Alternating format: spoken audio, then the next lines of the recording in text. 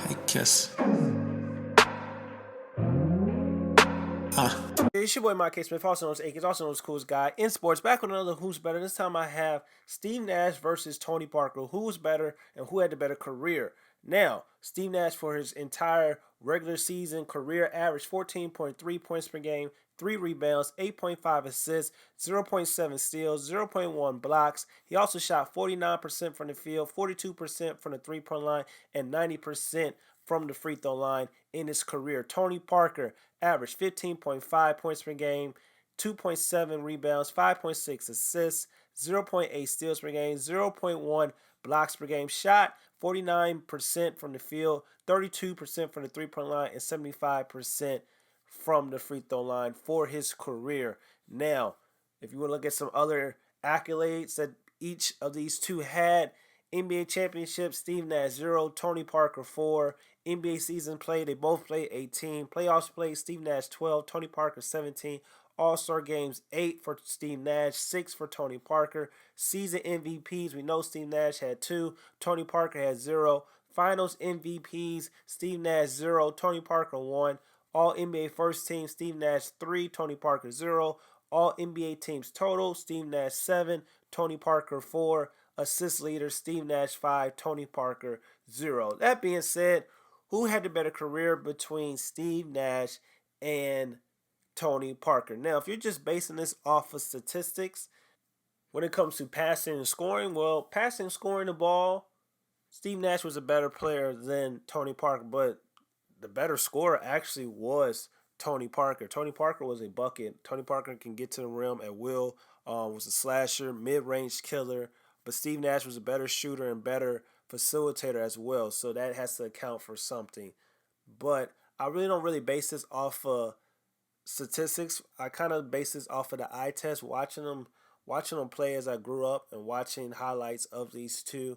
Steve Nash was very dominant. Steve Nash, the pick and roll game with him and Amari Stoudemire, was very, very effective.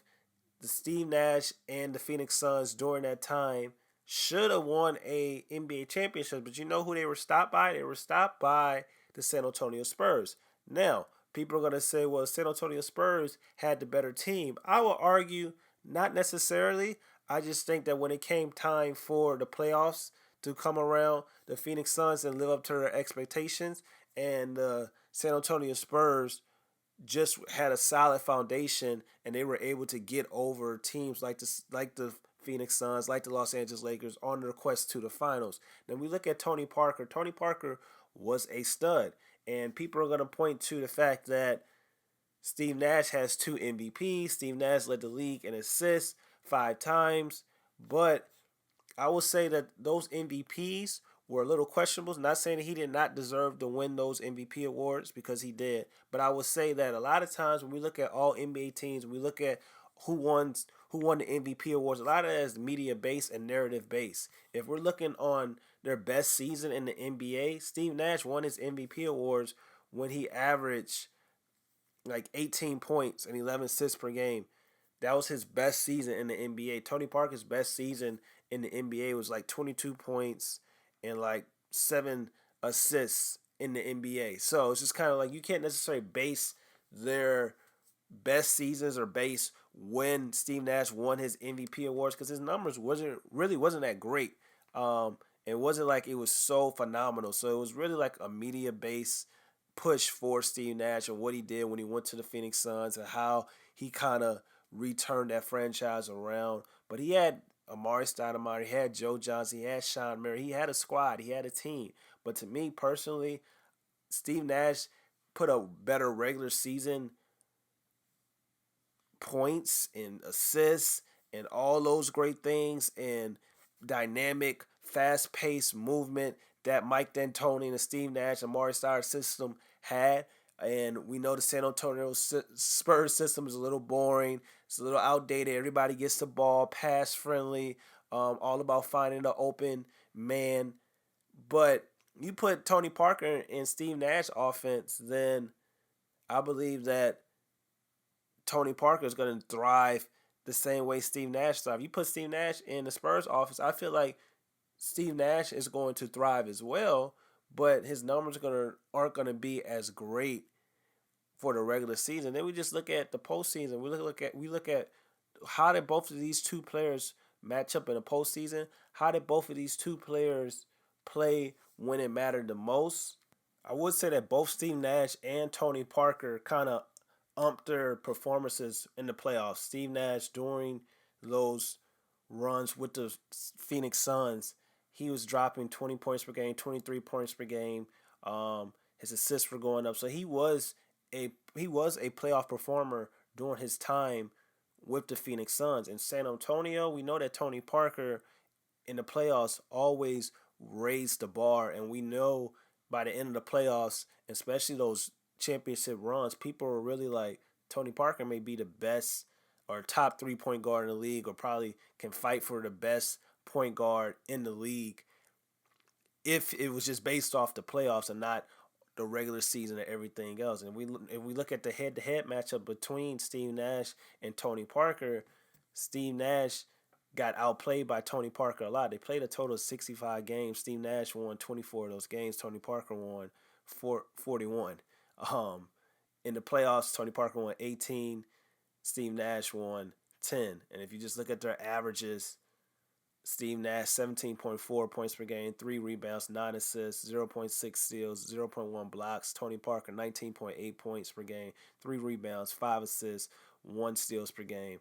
So that was head to head. Tony Parker kind of took it to Steve Nash. I know I really don't like to go into team situations when it comes to players, but in this case I will, because Steve Nash had a solid team for most of his career, playing with the Dallas Mavericks, then the Phoenix Suns, and we know Tony Parker being on the San Antonio Spurs, and the San Antonio Spurs have always been consistent throughout his tenure.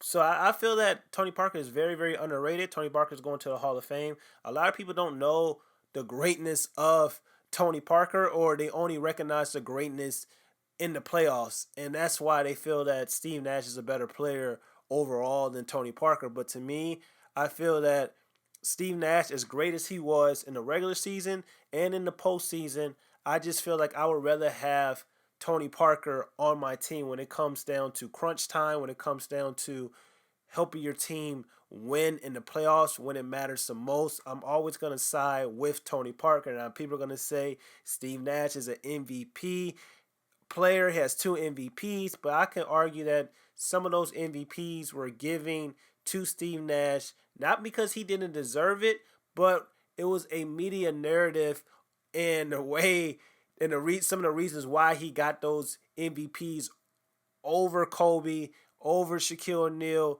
can be debated a little bit. But I'm always going to take the player that I feel like, when it came down to it, Finals MVP, regular season MVP. I'm always going to take the player that has a Finals MVP or has better Finals performances or playoff performances than a player that's really basically known for the regular season. So that's why I feel like Tony Parker is better than Steve Nash. Both these players were great, had great careers, but I feel like I'm taking the unpopular opinion while I'm saying that I believe that Tony Parker um, probably didn't have a better career if you just look at accolades, all NBA teams, MVPs, and stuff like that. But to me, the better player is definitely Tony Parker. So I would say that Steve Nash had the better career, but the better player overall to me, if I'm just basing it off of what did you do when things mattered the most, we know what Tony Parker was about when it mattered the most, when it was crunch time, when it was time to go up against LeBron James, when it was time to